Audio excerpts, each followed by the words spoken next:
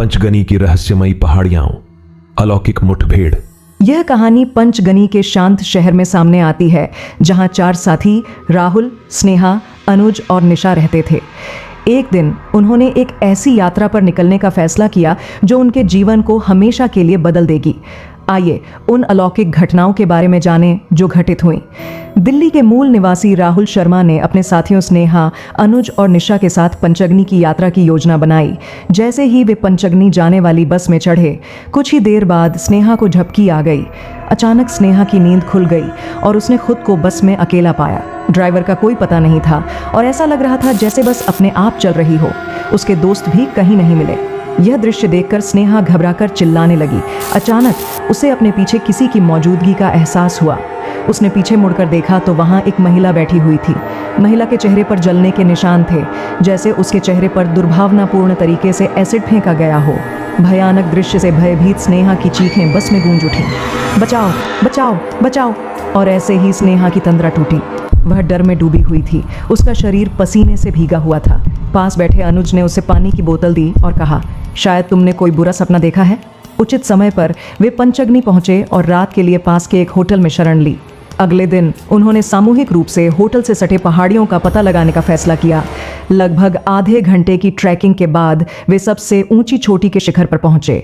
नीचे झांककर देखने पर आसपास के जंगलों के हरे भरे पत्ते एक मनोरम दृश्य प्रस्तुत कर रहे थे। अचानक स्नेहा चौंक कर बोली, देखो नीचे कोई खड़ा है, लगता है कोई औरत है।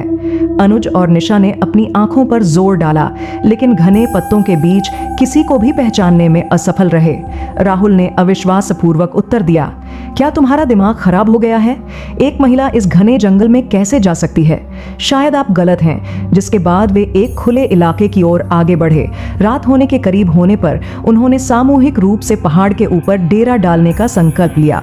इस प्रकार उन्होंने एक तंबू लगाया और अपना सामान खोल लिया। स्नेहा का बैग तंबू के बाहर पड़ा था, जिससे वह उसे निकालने के लिए बाहर निकली। हालांकि उसने आसपास से आने वाली अजीबोगरीब आवाजें सुनी। स्नेहा ने हलचल की जगह की ओर अपनी नजर घुमाकर 3 लोगों को दूर से आते देखा।